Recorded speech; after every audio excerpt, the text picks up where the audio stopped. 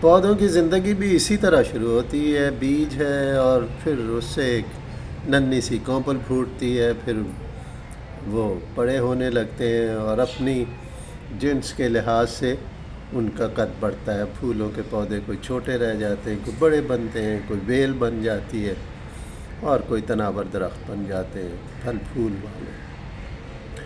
یہاں میں بیٹھا ہوا اپنے چھوٹے سے روف ٹاپ گارڈن میں دیکھ رہا تھا کہ یہ چھوٹا سے ہم نے بیج لگائے، پودے نکلے، اب وہ بڑھتے چلے جا رہے ہیں۔ پھولوں کے پودے ہیں، کیسے خوبصورت پھول ہیں یہ آپ اگر دیکھیں، مختلف رنگوں کے، ان کی نزاکت آپ دیکھیں۔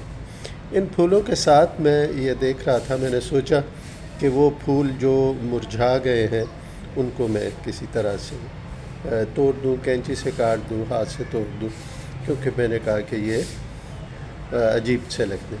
لیکن پھر دفعتاً میرے ذہن میں یہ خیال آیا کہ زندگی تو اسی طرح ہے کہ چھوٹا سا بچہ ہوتا ہے، پھر وہ بڑا ہوتا چلا جاتا ہے، بوڑھا ہوتا ہے، نحیف ہوتا ہے، دوسروں کے سہارے کی ضرورت ہوتی ہے، اور پھر ایک وقت آتا ہے کہ وہ اللہ کو پیارا ہو جاتا ہے۔ یہاں بھی میں نے یہ دیکھا تو میرے ہاتھ رک گئے، میں نے کہا یہ پھول جو اب مرجھا گئے ہیں اور جھڑتے چلے جا رہے ہیں، مجھے اس کو نہیں توڑنا چاہیے، انہیں لگے رہنے دینا چاہیے۔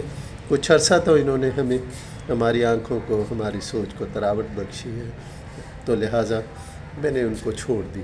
اور پھر میرے ذہن میں یہ خیال آیا کہ یہ بھی ایک پھولوں کا چھوٹا سا قبرستان سا بن جاتا ہے، پھول مرجھا جاتے ہیں، ختم ہو جاتے ہیں، ان کی ایک بیس سی رہ جاتی جس سے پھر بیج بنتا ہے، پھول بنتا ہے۔ انسانی زندگیوں میں بھی ایسے ہی ہے کہ آپ دیکھیے کہ جہاں شہر ہوتے ہیں، بچے بڑے ہوتے ہیں، بوڑھے ہوتے ہیں، مر جاتے ہیں، اور شہروں کے ساتھ ہی قبرستان ہوتے ہیں۔ قبرستان ہمیں یہ بتاتے ہیں کہ وہ لوگ جو آج بہت اترا رہے ہیں اور بہت زیادہ طاقت کا اظہار کر رہے ہیں، دولت کا اظہار کر رہے ہیں، ان میں بہت زیادہ غرور ہے، ان کو یہ نہیں بھولنا چاہیے کہ یہ جو قبرستان ہے اس میں اسی طرح کے بہت سے مغرور، امیر اور بڑے طاقتور لوگ دفن ہیں، بالکل بے یار و مددگار، ٹھیک۔ اور یہ پھولوں سے مجھے یہ پتہ چلا۔ تو پھولوں کے ساتھ بھی اسی طرح مرجھائے ہوئے پھول، ختم ہوتے پھول، ان کی بیس رہ جانے میں پھول بھی پھولوں کا شاید قبرستان ہوتے ہیں۔ تو ہمیں بھولنا نہیں چاہیے زندگی کو، کہ زندگی جو شروع ہوتی ہے اس کی ایک انتہا بھی ہے، ہمیں اس کی انتہا کو مد نظر رکھنا چاہیے، یعنی جو اس دنیا میں آیا ہے اس نے موت کا ذائقہ چکھنا ہی چکھنا ہے۔ تو کیوں نہ ان پھولوں کی طرح ہنستے مسکراتے زندگی کو گزارا جائے، موسموں کی سختی ہو، تنگی ہو، جو بھی کچھ ہو، لیکن ہر وقت مسکراتے رہیں، کیونکہ اپنا غم، اپنے دکھ دوسروں کو بتانے سے سوائے شرمندگی کے اور کچھ حاصل نہیں ہوتے۔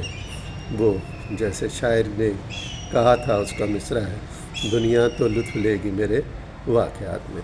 تو ہمیں لوگوں کے ساتھ اپنے دکھ درد شیئر نہیں کرنے چاہیے، اللہ سے ضرور شیئر کریں، اس کو بتائیں کہ پروردگار مجھے کیا مشکل ہے، مجھے کیا پریشانی ہے، مجھے کیا چاہیے۔ تو یقیناً وہ رحیم ہے، کریم ہے، سنتا ہے، شارک سے قریب ہے، وہ یقیناً ہماری باتوں کو سنتا ہے اور ہمیں وہ سب عطا کر دیتا ہے جو ہم سب کے لیے بہترین ہوتا ہے۔ تو خوش رہیے، پھولوں کی طرح سے مسکرائیے، حالات جیسے بھی ہوں، صورتحال جیسی بھی ہو، مسکرانا مت چھوڑیے۔ لوگ آپ کے مسکراتے چہرے کو پسند کرتے ہیں، غمگین چہروں میں آپ کو پسند نہیں کرتے، بلکہ دوری اختیار کرتے ہیں۔ تو خیال کیجیے۔